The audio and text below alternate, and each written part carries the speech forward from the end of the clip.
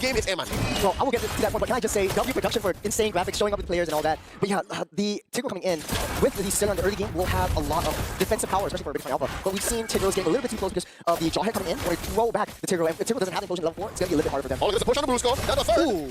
And the flicker spent already by the Bruiser. All right, so Tiger jumps over the wall just in the nick of time. sounds like a favor. like I'll say. Yeah, it is. I mean, Brusco doesn't have that flicker in that early game. But ONIC playing to their strengths, they're going for the aggression, staying within the jungle. That's where you pick up that hill. That's where you pick up that Jawhead. Bigetron Alpha, like a sitting dog, dealing a lot of damage. Luke trying his best, but Light gets taken down first, as well as King Kong. No jungle for the side of ONIC Philippines. It's Bigetron Alpha. No roamer. It's a roamer for jungle trade. Here's what Oopski and Super Prince forced to retreat. Smart missiles from Brusco. I think on APAC where we're hoping that they would get that kill quicker. But one thing that you do not have as a Nolan, but that Suyo does, is a little sustainability and iframes. Maybe King Kong at this point, he just did not have the burst that they were expecting in that early engagement. So they do lose that trade. A roamer for a jungler. To answer your point, Suyo's power spike is level 3. You got all skills unlocked. King Kong only has 2 skills. You got a little bit less on your dashes as well because of the smaller turn that you have to understand. But now the aggression comes through again. Kirk just being such an annoyance that Mosquito just whizzing by onto you, giving that power of goodness. Force pop that retribution for Super Ken, buying a lot of time for King Kong to get in position wherever he wants to go. And look at that. Bigetron Alpha's jungle isn't even really their own jungle. About half the time, ONIC PH is there threatening to steal. And now King Kong, playing like that first blood didn't happen. He's just still running around, up a level. And this is what we're talking about. As soon as that Nolan hits level 4, the gloves are off, pal. Like, you better be sure that Kirk nor Brusco is waiting, and you're not even looking at the gold lane. What was that like?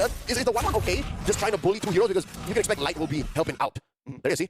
Oh, here comes the good squad. You don't know. Bigetron Alpha still setting your sights up on Kirk, but there comes the engage on Super Ken. Gets in the fracture. Gets taken out by Brusco. So that's a very nice even kills over on PH. But they're ramping up the tempo just a little bit more. How do you deal with that Hilda? Leo? No, you just don't. I think it would be smart for Bigetron Alpha to just let Kirk do his thing and, let him get caught with his hands just twiddling. Because if you're not actively answering to the Hilda, you get to do your thing.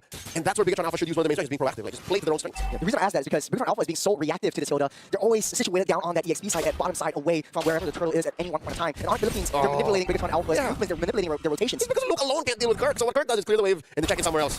Clear the wave, check it somewhere else. This is a free turtle for ONIC. Yeah, Bigetron Alpha saying dog. But then again, to your point earlier, have the Cillion just sit until you have Cillion's power spikes and then try to make some plays. They're being a little bit more passive right here. And ONIC Philippines, they're on a ticking timer. If they don't get any kills, Bigetron Alpha has a chance to come back into the game when it comes late. Oh, Luke! Walks into a minefield, gets taken out by King Kong's fracture. And on Philippines, that's 3 and 1 on the top side too. The explosion pulls back Rusco, who's caused a tank, dealing a lot of damage on Super Prince, but not enough to take him down. But here comes the rest of the team coming in, pushing them back out of the way from that lane, giving a lot of space for Iman to get that farm, the extra farm that he so desperately needs. Super Ken trying his best to farm up, picking up the scraps that Kirk is leaving behind. Kirk, C3, forming at 5, in counter reinforcement, Super Prince blasting away. Both teams are going to disperse here.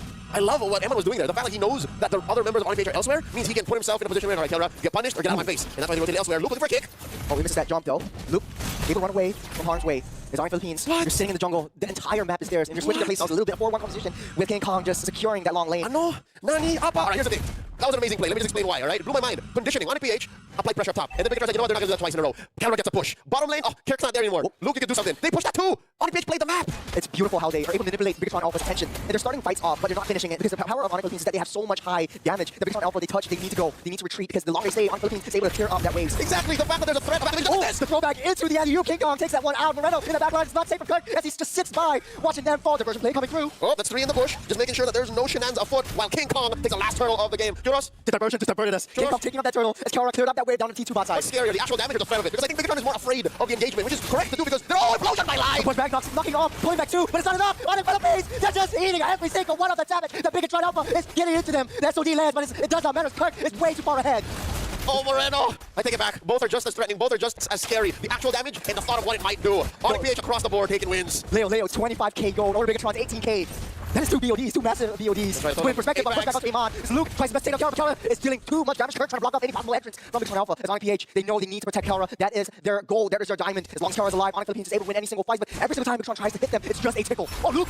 Man, the reaction is way too much. Kelra finally goes down by hands of light, but it's not enough. As ONIC Philippines, they are trying to push this one through. 30 seconds until Lord spawns up. Well orchestrated. ONIC PH, Kelra going down, definitely an L, but he will be back in time before this Lord, which I was going to point out. You see this massive lead, right? Approaching 8k.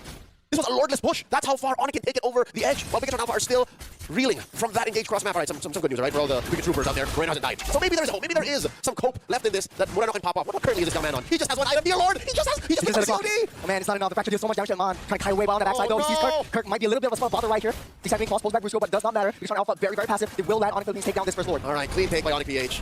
Kudos, flowers over the Kirk, who by the way is rocking the sprint Hilda. You know who rocks a sprint Hilda very often in the latter part of 2024? Luke. So this is a Hilda, this is a Hilda arsenal that Luke is very familiar with, and he's here having to deal with like, oh man, this is how annoying I was this whole time. Actually, take a look at the items. I noticed just Kirk got it on about this, the only defensive items, and then he's going straight for all damage. He's got the blade of half the seas. He's fine, and then he's got that damage through. And the only reason why you do this as a Hilda, gets taken out, so killed by Kelra, but here comes the goose spawn up to the back line. You're taking it through, King Kong in the fracture, that's all that matters. He takes another one down, 3 down for BTR. As I was saying, you only really do that as a Hilda when you have the money to spare. And boy, do they have the money to spare. They're 11,000 gold up, pushing down bottom, and I think the call for ONIC is endable. They're marching in with the king. They're going for the throne. They're pillaging everything, taking everything away from BTR.